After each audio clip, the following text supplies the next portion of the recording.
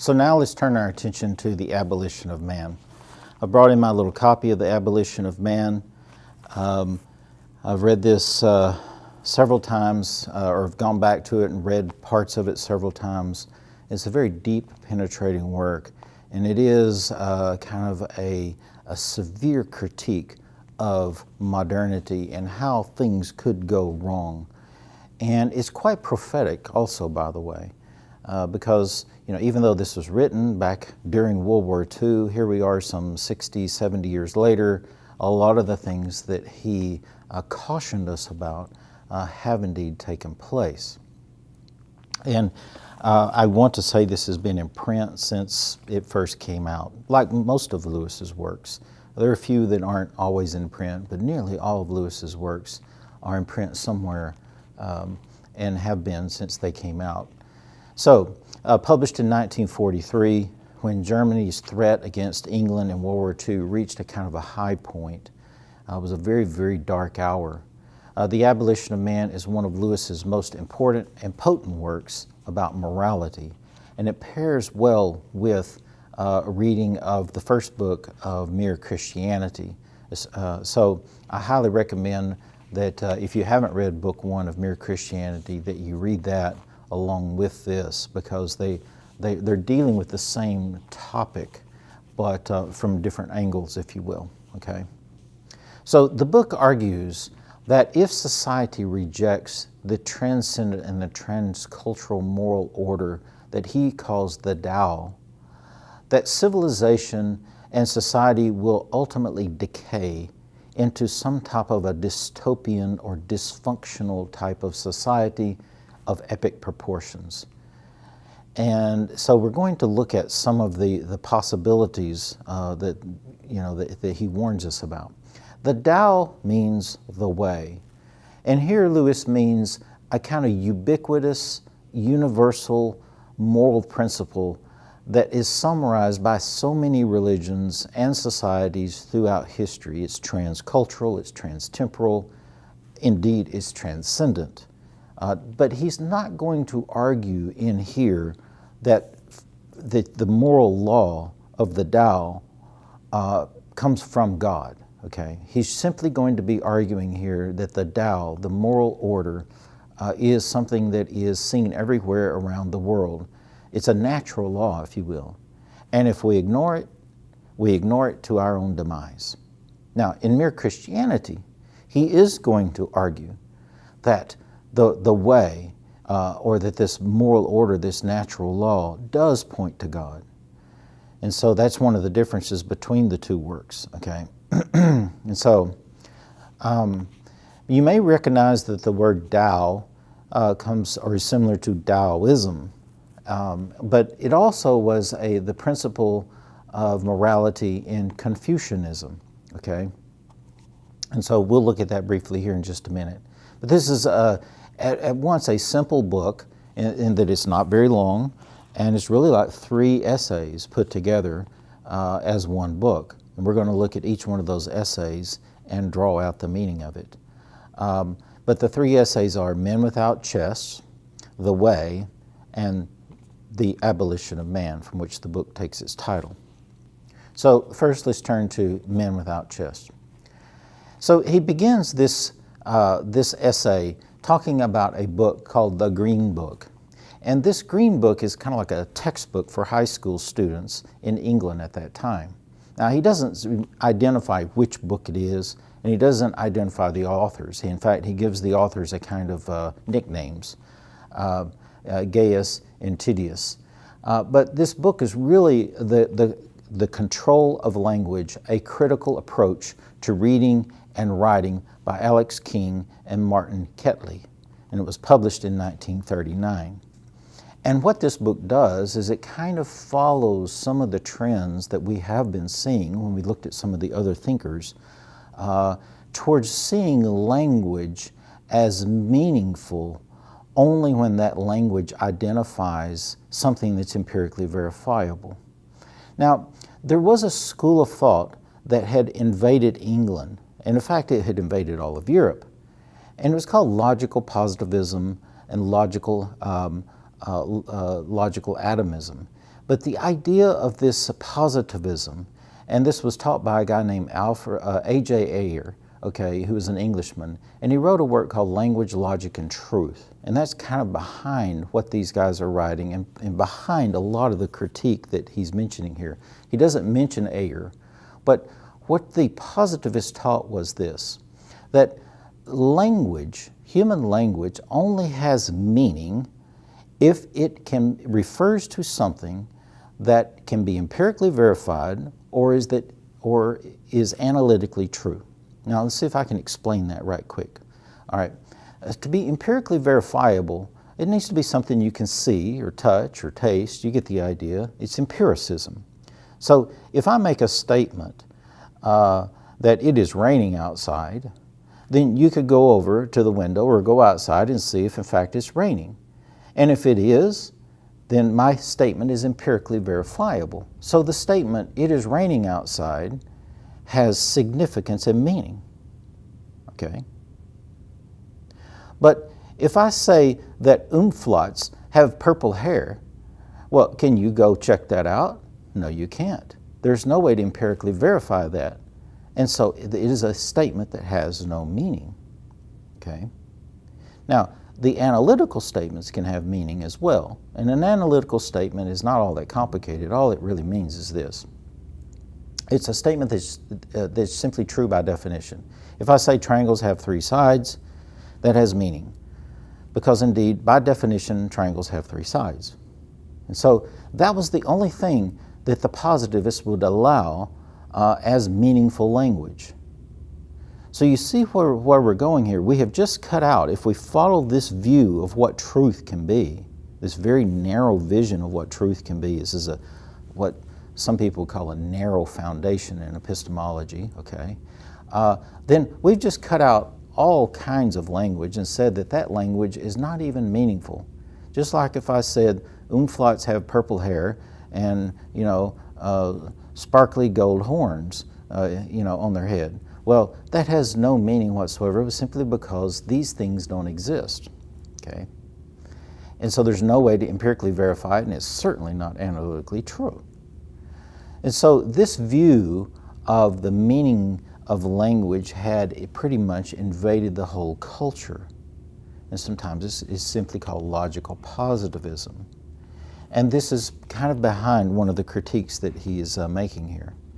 He's critiquing logical positivism, he's critiquing scientism, okay? And we'll talk about that a little bit later. But anyway, this Green Book had espoused a view of language that says this, that all value statements, like saying that a waterfall is beautiful, in fact, that's the example that's given, okay, that a waterfall is beautiful or a waterfall is sublime or whatever, that those are value statements and they can't be empirically verified. They're simply sentiments that are purely subjective. And so what this implied was, and it was being taught to children, is that all values are just subjective sentiments. They're not true. And Lewis saw this as completely destructive of the whole human race. In other words, when you follow this idea out, it has some pretty vast consequences to say that all value statements are merely subjective statements. It's kind of like me saying, I believe that, strawberry is the best flavor of ice cream. Is there any way that you can empirically verify that? Is it tautologically or analytically true? No, on both accounts. It's just my own sentiments. You might think chocolate is the best flavor of ice cream. You see, what this way of thinking had done, positivism, is it had thrown all types of statements, religious statements, value statements, moral statements, everything like that into the category of your favorite flavor of ice cream, all subjective, okay? So, the Green Book teaches children that aesthetic judgments, judgments of beauty, judgments of value are purely subjective and really have no meaning at all. Lewis finds this deeply offensive, and he rejects the a priori, that is, the presupposition that all sentiments are in fact outside the realm of factual objective truth. In other words, what Lewis is going to accuse this whole way of thinking is that it's an a priori. It's a presupposition. It is not something that can itself be investigated empirically, nor is it analytically true. So it's self-defeating, okay? The proper training of children includes the nurturing of virtue in aesthetics, teaching them what is valuable, what is beautiful, what is good, what is appropriate, and so forth and so on. Teaching them to appreciate the value of the beautiful, the value of the virtuous, the good. And this includes learning to like and to dislike the proper things, to dislike those things which are vicious and evil. And all of this training assumes what he calls the way, or the Tao, okay? Now, the reason this chapter is called, or this essay, Men Without Chests, is it gets into a kind of Platonic psychology that I'm going to try to draw out now. If we teach children to abhor and attack the Tao, as is often done today, as some kind of an outmoded or even childish way of thinking, children will grow up to believe that all value judgments are really of equal merit. And this is kind of where we've arrived today, okay? Lewis says that we're really flirting with disaster here. We teach kids academic excellence. We train their head. We teach them all kinds of technical skills, mathematics and so forth, okay? The STEM disciplines and so forth. We teach them intellectual rigor. And yet their lower appetites, their stomach and their sexual organs, rule their body. But the middle part, the part that translates the intellect to control the appetites, is missing. And so Lewis is basically setting forth here a tripartite understanding of human nature. And this, like I said, goes all the way back to Plato. If you've ever read Plato's Republic, you will see that Plato in that book is pursuing the question of what is a just man. And to answer the question, Socrates is going to say to his interlocutors that the only way we can understand what a just man is to see what a just state is. And so that's why it's called a republic. But the goal of the whole dialogue, and this is one of the top 5 books in the whole history of philosophy, by the way, the goal of the Republic is really to understand the psychology and understand the makeup of the individual so we know what a just person is. And in there, the middle part, okay, the part between the head and between the lower organs, is the part that is going to translate the intellect down to the lower parts of our being to control them, okay?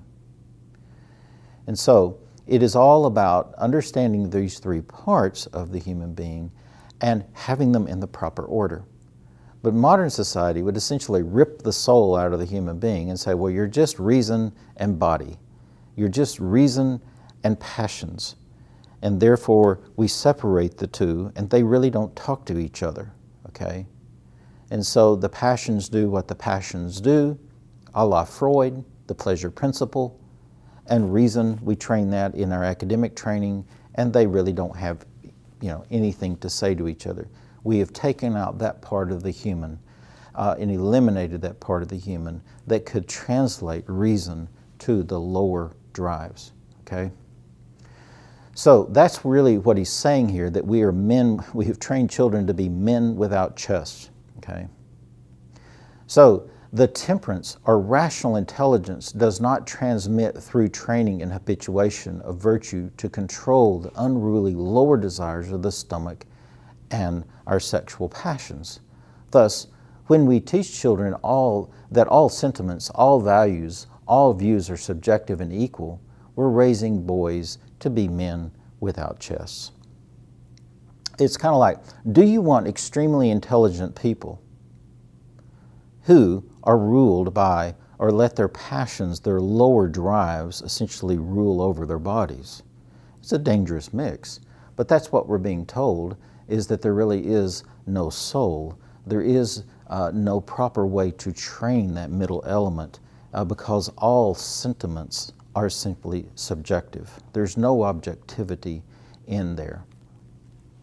So Lewis further claims that just as we eviscerate the organ that helps men to civilize their lower passions, ironically, we also demand ever more loudly, our rulers, if you will, our elected officials and so forth, demand ever more loudly that we control ourselves, that we behave, and that we somehow or another, contain our appetite, right?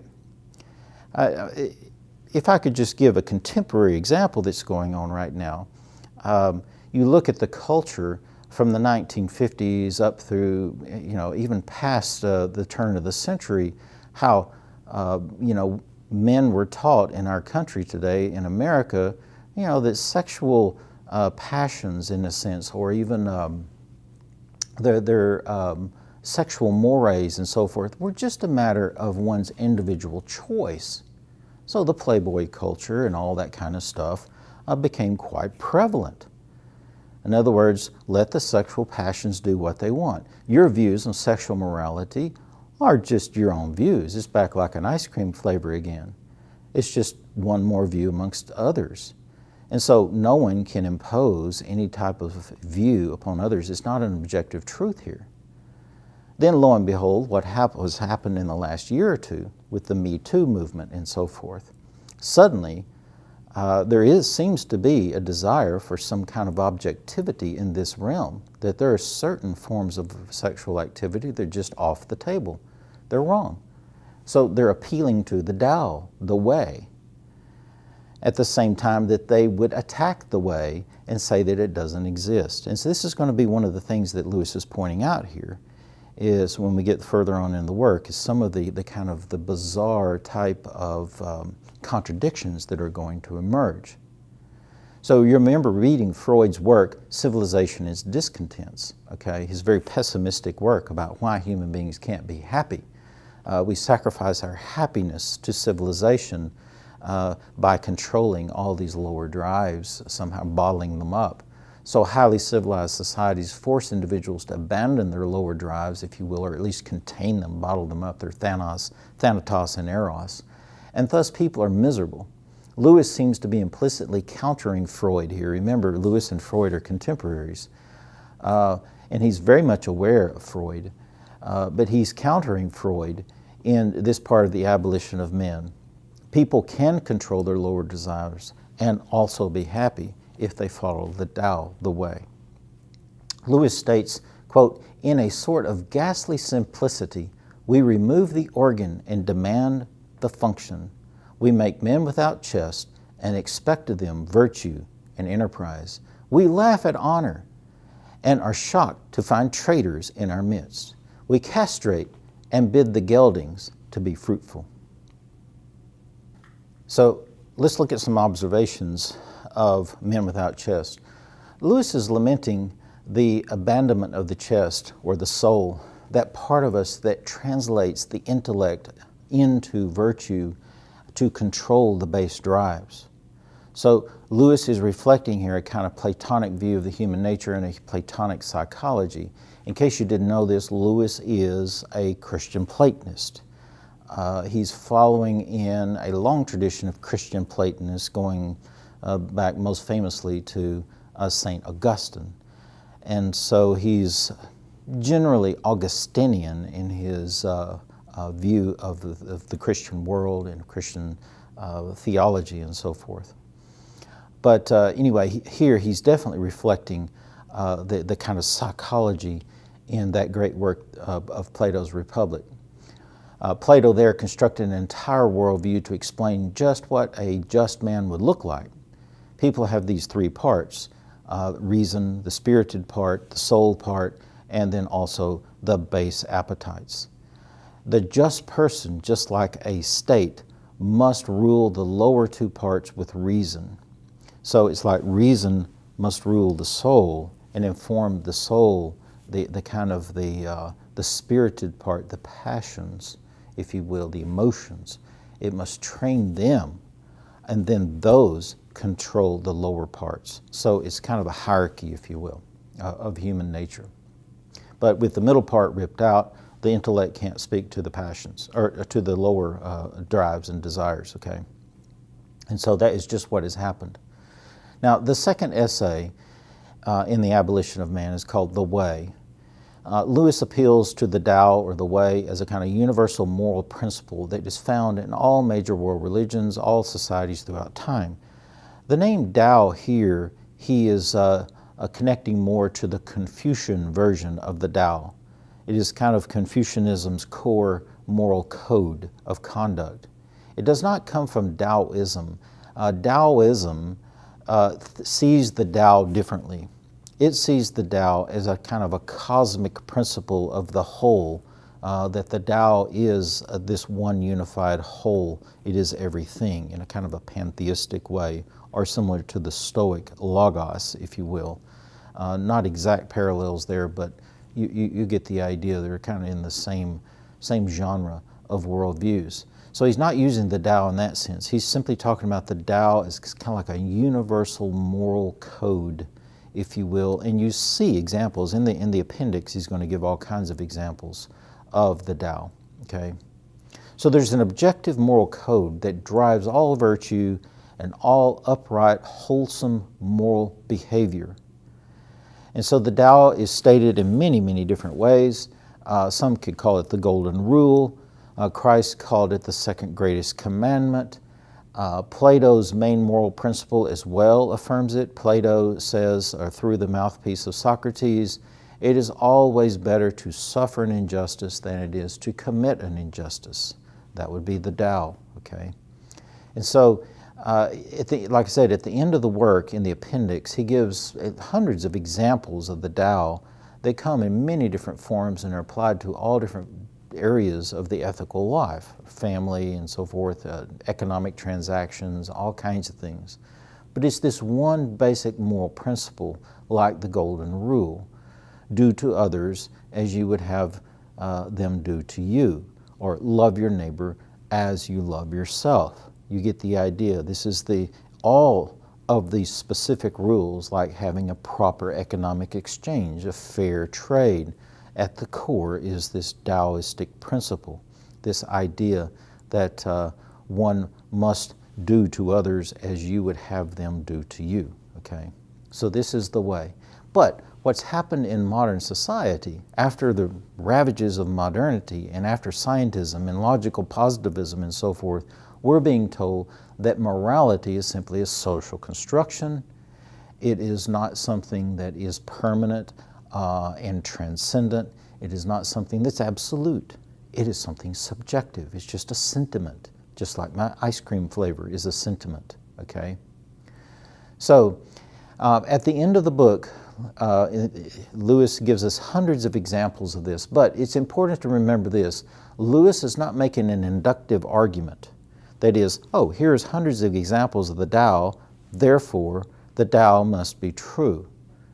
No, he's not arguing that way at all. It's kind of the opposite. The Tao is true, therefore we see hundreds of different examples of it around the world. And anyone who would try to abandon it, as modernity has done, does so to their own demise. So, the Tao is a moral principle. It's a starting point. Principles are principios. They are starting points, okay? They are not conclusions. A principle is a kind of intellectual grasp of something that enables you to understand everything else. And that's why I was saying it's not an inductive leap or inductive move. He's simply saying once you grasp the Tao, you can then see it's exemplified in many, many different places. So it's principle, it's not conclusion. The way, as Lewis presents, is a kind of a natural law of human interaction, and it is a moral high road. Unlike the egoism that we saw with Nietzsche, and unlike the kind of the hedonistic principle, the pleasure principle that we saw with Freud, and unlike the utilitarianism that we saw with the pragmatists and with Dewey, he is arguing for the traditional principle of morality as this kind of moral equality where I have to do to you as I want you to do to me, okay? And so this is a universal principle. It is objective. as well. It is not subjective. It doesn't, in other words, the Tao is not legitimate because I feel it, because I think it, or because I believe it. It's legitimate in and of itself. I need to conform to it. It doesn't need to conform to me, okay? So proper action is not subjective.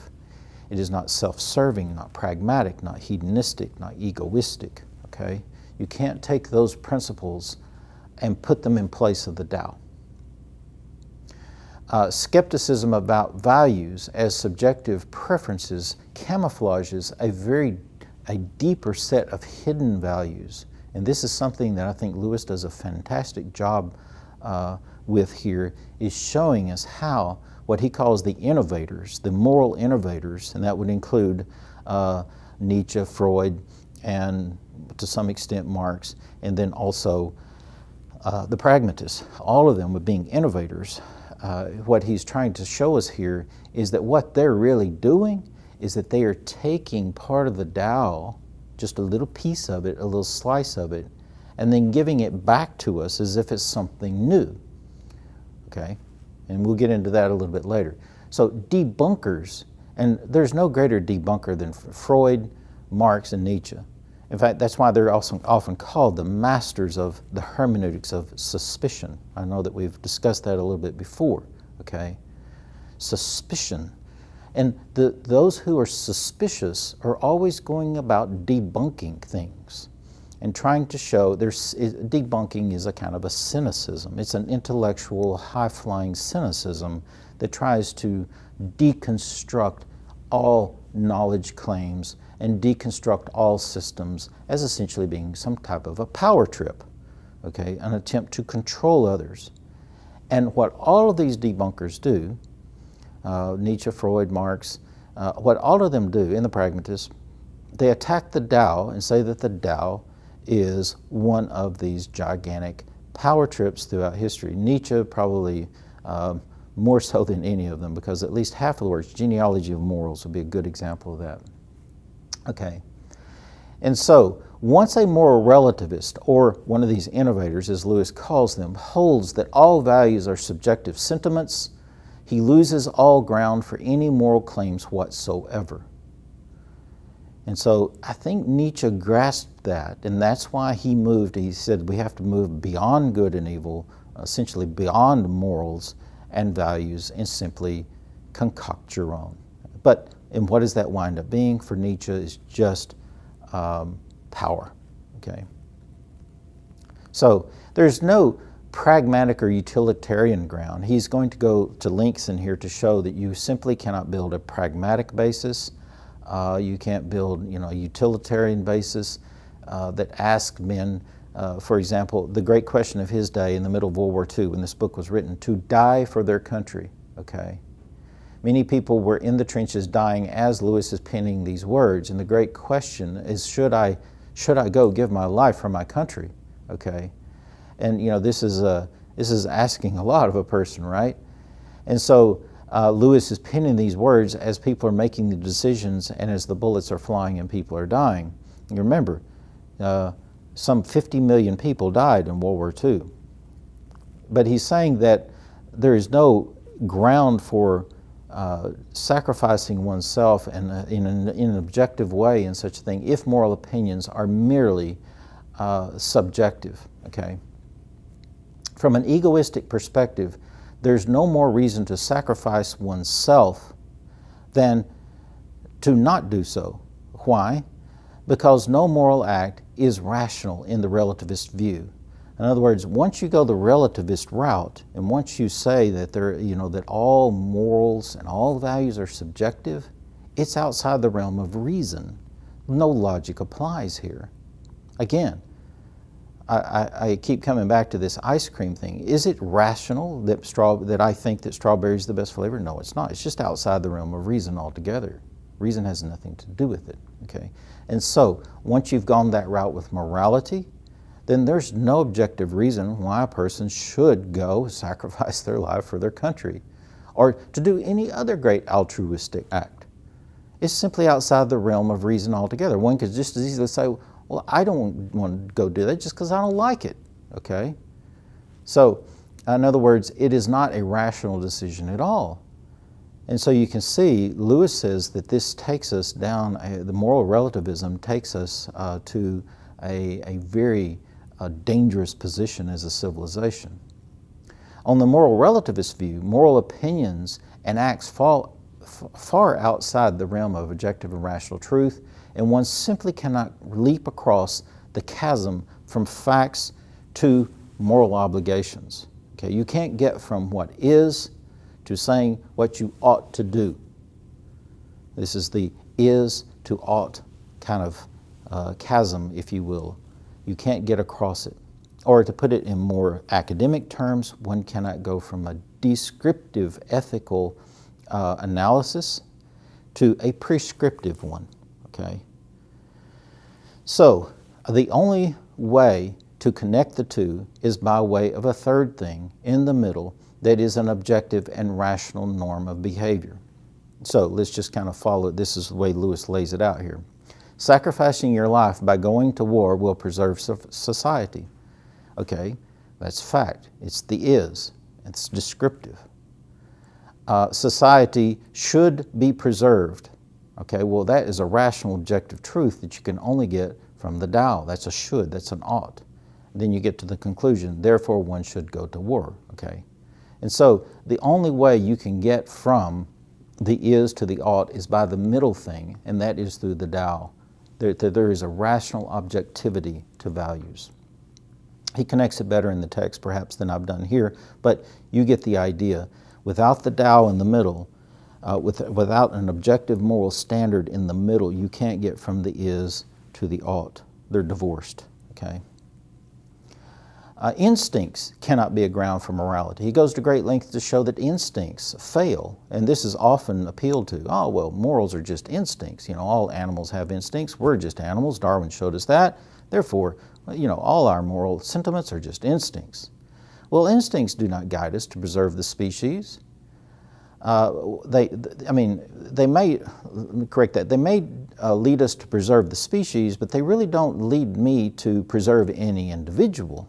Okay, or to respect the individual rights of someone. Okay, so instincts tell me to do conflicting things. Also, what happens? I mean, I have multiple instincts. Okay, we all do. We have competing instincts all the time. We have instincts for safety, instincts to eat, instincts to procreate, instincts to rest. On and on and on it goes. We have all types of instinctual behaviors, okay? And what happens is I become aware of that. And then I have to rationally decide which instinct that needs to be, you know, that I need to shut down, which one I need to feed, or which one I need to go with. In a sense, my rationality has to rule over my instincts, he says. What is instinct anyway? We don't really know. Instinct is kind of like one of those words for things that we don't understand. It's kind of like a natural mystery. Why do, you know, certain, you know, creatures have certain instincts and they do them? We don't really know why. Sometimes those behaviors that they do instinctually seem to have no purpose and no function. But we just call it instinct. In other words, instinct is almost like another word for mystery. And that's something that he points out here. Now, both Freud and Nietzsche, and he does mention Nietzsche 2 or 3 times in Abolition of Man, though I don't think he mentions Freud, but he's definitely alluding to him as one of these innovators, okay? But Freud and Nietzsche said that instincts need to run free for us to be happy, but they never talk about how we might order these competing instincts, okay? Because then you're going to have to start getting into some type of an ethical or moral system. And then you start getting into what is objectively needed for a human being to survive and to flourish and to do well with others. But such ordering means a system of behavior and another attempt to objectivity, another attempt to establish norms and come out with what we call normative ethics. Okay? So again, instincts do exist, but to go from what is to what I ought to do. In other words, if I have an instinct to eat, that's an is. It is a fact. But that doesn't tell me that I ought to eat. in every situation in which I could eat, okay? So, in other words, you simply can't get from the is to the ought. So, instincts lead us to act for the immediate urge. We have the fight or flight instinct, the feed and rest instinct, et cetera, et cetera. You could go on and on. Humans must plan for the long term, though. And this is not instinctual by higher reasoning. Sure, animals store up things for the winter because they know that they're going to have to eat through the winter, like a squirrel or something. And human beings do so as well. But we plan for extremely long-term things, decades out, so to speak, okay? And that's not instinctual. That's a rational thing that we do. And those decisions are very ethical and moral, or deal with the morals, with values. So Lewis rejects instinct as any kind of a possible ground for value judgments. So Lewis has just demolished the relativists' possible grounds for values in anything factual. He now turns to the Tao as the only principle, the only axiomatic source for values. And again, it's a starting place. It's not the conclusion of an analysis after looking at a lot of data. What it is, it's a principle. Principles are always starting points, never conclusions based on inductive analysis. Rather, we apply the principles to the cases we encounter. And the Tao is a moral principle that transcends cultures, ages, religions, and it's self-evident and it's rational and is a normative basis for building all values. But the moral relativists in our world will play all kinds of rhetorical sleight of hand with us. They attack the Tao itself, but then they sneak in values that are only present in the Tao as if they created them ad hoc by will. In other words, they will cherry pick some of the values out of the Tao, steal them, and then present them back to us as if there's some type of a new innovation, okay? And so, but the truth is, there is no footing for those innovations unless you hold to the Tao itself. And this is one of Lewis's points that he makes over and over. You simply can't have your cake and eat it too here, okay? You cannot take part of the Tao and leave the rest behind. It's a package deal, okay? So you either take it or leave it. Now, this common technique of cherry picking something out of the Tao and giving it back to us is a double-edged sword. If we can become aware of the ruse, just be aware that this is what happens all the time. Values stolen from the Tao can be rejected as legitimate. In other words, if someone presents you a little slender slice of the Tao and says, oh, you should follow this and do that, but they attack the Tao itself for the way itself, then you can reject it as an unfounded moral principle. But most people aren't that smart. They don't see the ruse. But if ethical and moral relativists want to take only a part of the Tao, then they have to take the whole thing, okay? And stop refuting this idea of a universal natural law, which is, if you didn't know, is very unpopular today. No new principles or morals can be conceived, really, since relativism is a kind of an anti-system. It's kind of like, it's the principle of privation. You can't really create something new. All you can do is take something that exists and corrupt it. And that's what's going on with the moral relativists who will take one little principle and use it. So, for example, many moralists and social justice theories today try to rob the Tao and pretend that the Tao didn't exist. Lewis states, quote, "The human mind has no more power of inventing a new value than of imagining a new primary color."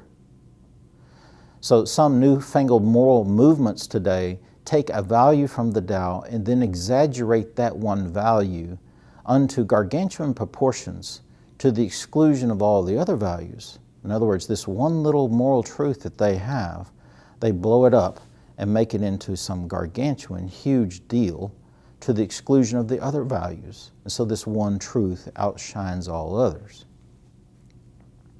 True reformers only call attention to a more faithful and basic application of the Tao to life and society. In other words, true moral reformers don't come along and give us a new moral principle. What they do is remind us of the Tao and perhaps remind us of the parts of the Tao that we've forgotten or that we have not applied properly, okay?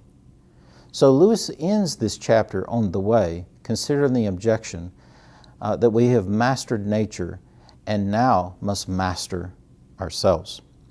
Perhaps nature dealt us a biology that required traditional morality, some would say, okay? We can master ourselves now too and choose our own destiny. And this is really the culmination of the book, the pinnacle, the climax of the whole book. Lewis thinks that this is a real and potent alternative that will lead to the abolition of man. So now let's take a turn and look at that chapter, the abolition of man. The last of the three chapters gives us really the title of the whole book and the main culmination of the whole work. It takes a very chilling and harrowing look at what could easily happen to humanity once we have mastered and harnessed nature. Once we've mastered nature, we then determine to master ourselves. So as the title implies, okay, this could lead to the abolition of mankind. Perhaps the race will live on, but we will no longer really be human, he says. Living in the point that we do in history, some 80 years after Lewis wrote this work, we might find his examples of technology and his technological advance somewhat quaint. He mentions the wireless and a few other things like that, and he shows how these technologies are really methods of controlling other people, okay? Now we live in an age that has technology on steroids compared to Lewis, okay? But I think that many of us are becoming aware of how that technology that we have, the high tech that we have, can be used to control people. I mean, just look at some of the recent examples where social media has gone wild and is actually used as a way to glean information about each individual and then use that kind of massive store of data, that metadata, if you will, to control and manipulate us in invisible ways, okay? That would just be an example far beyond what Lewis had mentioned here. But indeed, we have mastered a great deal more of nature, and his examples, I think, still serve to at least show what he's saying, and that is how scientific mastery over nature winds up being, in reality, control over other people, okay? What we call scientific mastery of nature really winds up being control of other people. So he's a little bit of a debunker himself, and what he's trying to debunk here is the mastery of science over nature as really being mastery over people, okay? So it isn't hard to see how our high-tech world today has led to great control over other people.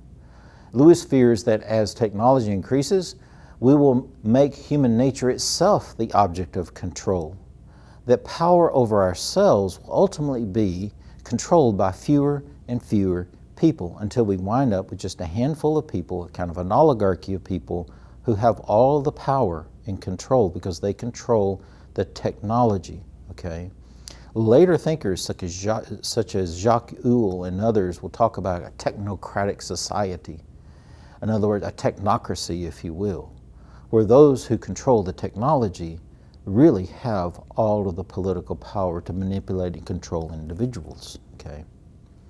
So, incrementally, greater domination over humanity will occur via technology, Lewis says. Now you have to remember, he's writing this in 1943, okay? Back when the radio was a hot piece of technology. Certainly nothing we would consider to be high-tech today. And he's foreseeing where this is headed, okay? Now, he's no Luddite. In other words, he's not arguing against technology itself. He's talking about how we view ourselves, okay? And the way that we begin to see ourselves as simply part of nature. We've learned how to control nature. We know how to grow more food. We've harnessed the atom. We've built all these kind of high-tech solutions to human problems. But now, we see ourselves as part of nature, and so we turn the tools upon ourselves, okay? And so when humanity has obtained full control over itself, human nature will be the last part of nature to surrender to man, And he says the battle will then be won. But who will win? Who will control our fate? But someone who will hold the power, someone who holds the keys, someone who has the buttons that they can push to control the entire human race. Now, I can't count how many sci-fi dystopian movies carry out some vision or some form of this abolition theme that Lewis laid out here.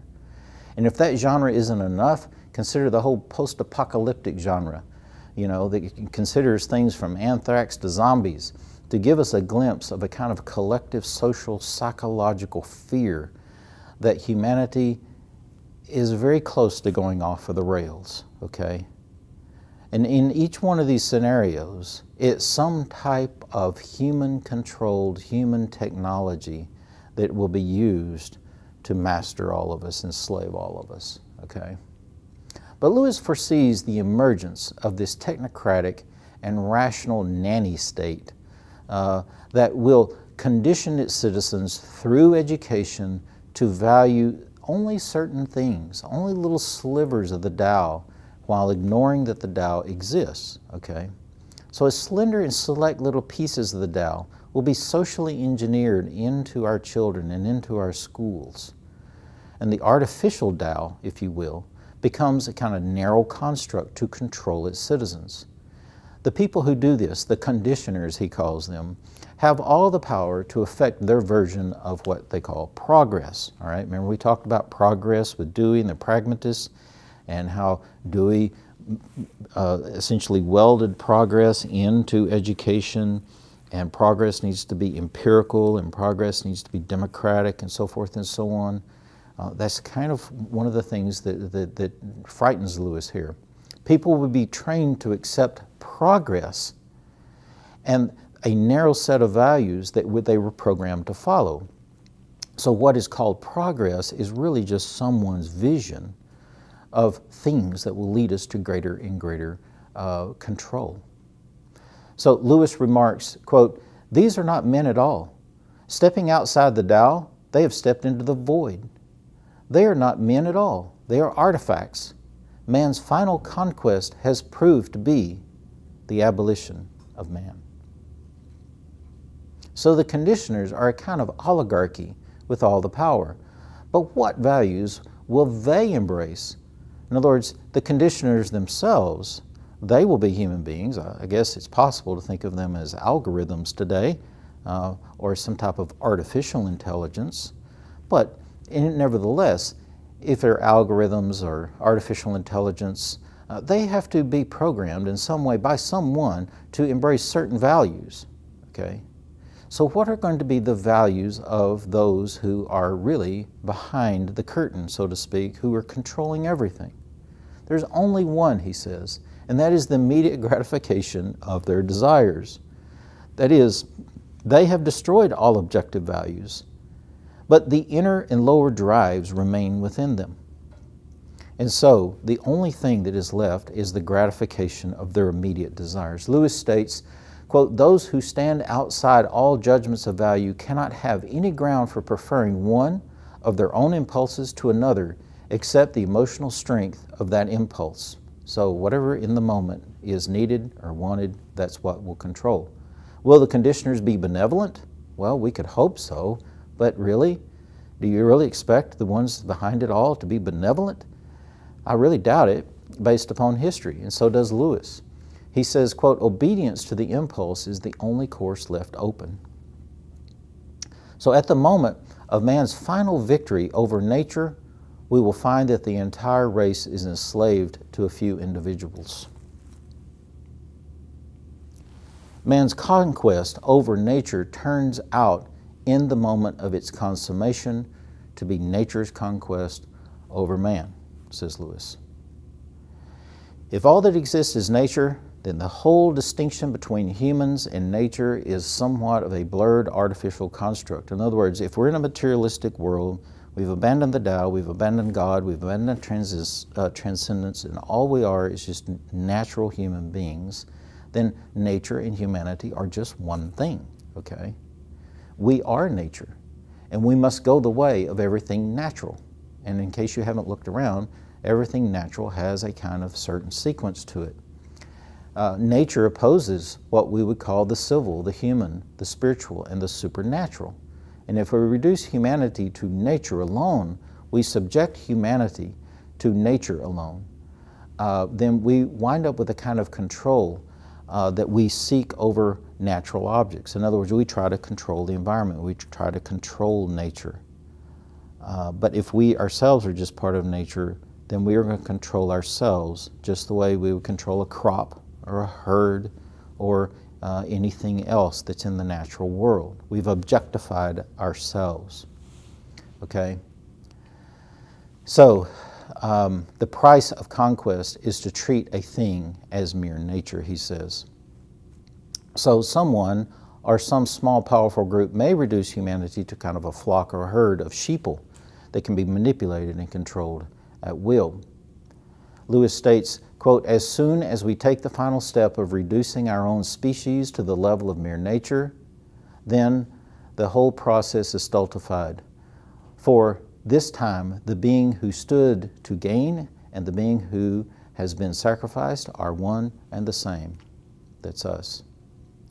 So thus Lewis leads us to a kind of reductio ad absurdum here, a kind of an anti-Tao principle followed to its logical conclusion leads to absurdity. In other words, it's a dead end.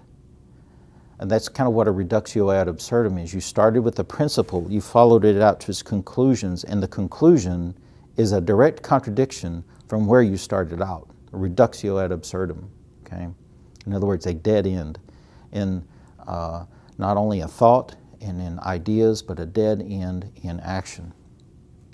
It leads nowhere. If humanity, using its technology, begins to see itself as nature alone, as some kind of raw material that can be manipulated, then raw material we will be. He says, quote, "Not raw material to be manipulated, as he fondly imagined by himself, but by mere appetite, that is, mere nature, in the person of his dehumanized conditioners." So you can imagine various political schemes, communism, fascism, or even radical forms of democracy could lead to this end in a political way, because the seeds of abolition really run through all of them. In other words, this kind of abolition theme is over all of them, and it's bigger than any one political system. So when traditional values get debunked, when the Tao is debunked, mankind becomes like a blank material, a blank slate, if you will, to be cut into a new pattern at will. Genocide, euthanasia, abortion, cloning, pharmacopoeia products, genetic manipulation, and many other high-tech endeavors can shape and mold the human race as we think that we want to. But ultimately, who's behind each one of those technologies? It's not the individual so much, but there's someone controlling those technologies. So the conditioners will seek to mold the race into a world of something that we would consider post-human. Lewis is not anti-science. Until modernity, man conformed his soul to reality. And now we want reality to bend to our own will through science. But this seems wrong-headed to Lewis. He would have us conquer nature without nature conquering us. He would have us buy knowledge at a cost lower than life. But we are headed for a kind of a Pyrrhic victory here. Contemporary science wants to analyze everything as a natural process, everything that is except itself. They would reduce the Tao also to being a mere kind of natural process to help us survive. Take, for example, Edward O. Wilson's work in Consilience. If you read the chapter in there, the biological basis of morality, he was basically hold one of these views that Lewis is going to reject. That is that ethics and morals are really just the outworking of some type of instinct, if you will. So explanation runs dry if you try to see through everything. In other words, you try to debunk everything and see through everything, everything eventually becomes invisible. He says, quote, "It's no use trying to see through first principles. If you see through everything, then everything is transparent. But a wholly transparent world is an invisible world. To see through all things is at the same time not to see at all.